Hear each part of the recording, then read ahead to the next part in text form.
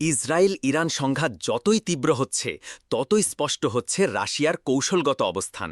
Saint পিটার্সবার্গে সাংবাদিকদের সাথে আলোচনায় রাশিয়ার প্রেসিডেন্ট ভ্লাদিমির পুতিন জানিয়ে দেন মস্কো ঘনিষ্ঠ বন্ধু তেহরানের পাশে আছে। তিনি ইঙ্গিত দেন ইরানের শান্তিপূর্ণ পারমাণবিক কর্মসূচির প্রতি সমর্থন রয়েছে মস্কোর। পুতিন বলেন তেহরান এখনও সরাসরি কোনো সামরিক সহায়তা চায়নি।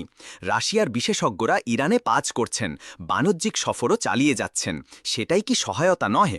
একই সাথে যুক্তরাষ্ট্রের সহায়তায় ইসরায়েল যদি ইরানের সর্বোচ্চ নেতা আয়াতুল্লাহ আলী খামেনিকে হত্যা করে তার প্রতিক্রিয়া নিয়ে আলোচনা করতে অস্বীকার করেন পুতিন।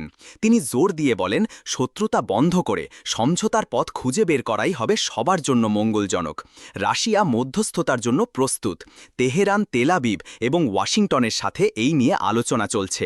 ইসরায়েলের নিরাপত্তা এবং ইরানের শান্তিপূর্ণ পরমাণু কর্মসূচির অধিকার দুটোই নিশ্চিত করার আহ্বান জানান পুতিন।